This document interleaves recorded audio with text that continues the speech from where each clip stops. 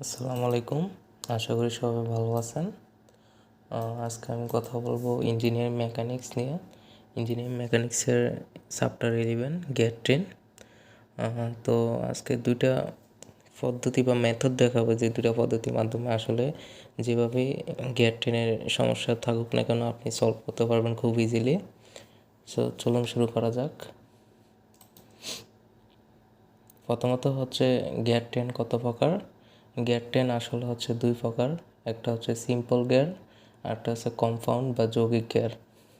Simple গিয়ারটার মধ্যে থাকে কি, একটা ড্রাইভার গিয়ার থাকে ইনপুট, আর একটা মাঝখানে থাকে আইডল গিয়ার যেটা কোনো কাজ করে না অ্যাকচুয়ালি। পরটা থাকে ড্রাইভার গিয়ার মানে আউটপুট যেটা থাকে। তো ইনপুটটা যদি ঘড়ি কাঁটার দিকে ঘুরে তখন আইডল গিয়ারটা ঘুরবে ঘড়ি কাঁটার বিপরীত দিকে, যেটা চিত্রের মধ্যে দেখতেছেন। আর আউটপুট যে গিয়ারটা থাকে সেটা হচ্ছে ঘড়ি কাঁটার দিকে ঘুরবে, অর্থাৎ প্রথমটা ঘড়ি কাঁটার দিকে, মাঝখানটা ঘড়ি কাঁটার বিপরীত দিক, পরেরটা ঘড়ি কাঁটার দিকে।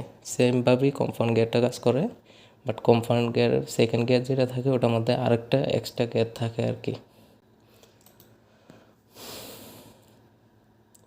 তো এখন কথা হচ্ছে আমাদের যে ম্যাথমেটিক্যাল ইকুয়েশন আছে তার মধ্যে হচ্ছে GearTrain মানে কীভাবে কোশ্চেন প্যাটার্ন থাকে আর কি। প্রথমত কোশ্চেনে দেওয়া থাকবে যে GearTrain মানে GearTrain-এ দাঁত সংখ্যা দেওয়া থাকে, আসলে কাটা যেটা থাকে ওই দাঁত সংখ্যাকে ফোকাস করি আমরা T1 T2 T3 T4 T5 T6 এরকমভাবে।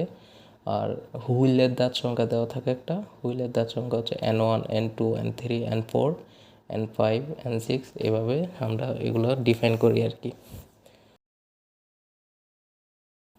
এখন যত রকমের গিয়ার সংক্রান্ত সমস্যা রয়েছে তা মাত্র দুইটা পদ্ধতির মাধ্যমে সমাধান করা যাবে।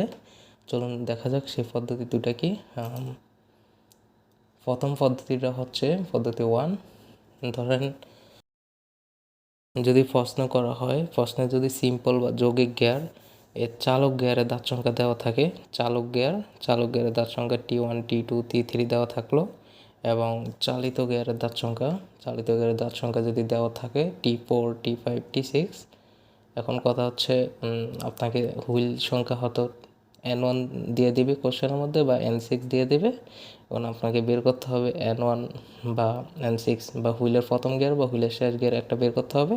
যদি এরকম অবস্থায় কোনো কোশ্চেন প্যাটার্ন থাকে তাহলে একটা সূত্র বসবে, সেটা হচ্ছে N2/N1 equal T1 into T2 into T3, অর্থাৎ চালক গিয়ারের দাঁত সংখ্যা বা চালিত গিয়ারের দাঁত সংখ্যা। এটা হচ্ছে পদ্ধতি মেথড 1। পরবর্তীতে হচ্ছে মেথড 2, পদ্ধতি 2। এটার মধ্যে যদি কোশ্চেন দেওয়া থাকে, এটার মধ্যে আসলে যৌগিক বা সিম্পল গিয়ারের মধ্যে এটা হচ্ছে এই যে চালক বা চালিত গিয়ার এরকম কোনো কনফিউশন দেওয়া থাকবে না, এটা শুধু দেওয়া থাকবে গিয়ার সংখ্যা, গিয়ারের দাঁত সংখ্যা দেওয়া থাকবে, অর্থাৎ মৌলিক বা যৌগিক যে কোনোই হোক না কেন জাস্ট ইটা দেওয়া থাকবে আর কি। ডাইরেক্ট গিয়ারের দাঁত সংখ্যা দেওয়া থাকবে, চালক বা চালিত গিয়ারের দাঁত সংখ্যা দেওয়া থাকবে না। যদি এরকম থাকে তখন হয়তো 6টা দেওয়া থাকবে, তখন প্রথম অথবা ষষ্ঠ গিয়ারের মান বের করতে বলা হতে পারে। তখন সূত্র যেটা হবে N2/N1 T1 into T3 into T5, অর্থাৎ জোড় সংখ্যা ভাগ বিজোড় সংখ্যা ভাগ জোড় সংখ্যা। তো এই সূত্রটা বসবে। এই দুইটা সূত্র যদি মনে রাখতে পারেন তাহলে আপনি আশা করা যায় 11 নম্বর GearTrain যত ম্যাথ সংক্রান্ত আছে সবগুলো সমাধান করতে পারবেন। পরবর্তীতে আমি এই সমাধানগুলো করে দেখাবো অবশ্য। তো সাথেই থাকুন আমার ইউটিউব চ্যানেলের সাথে। ধন্যবাদ।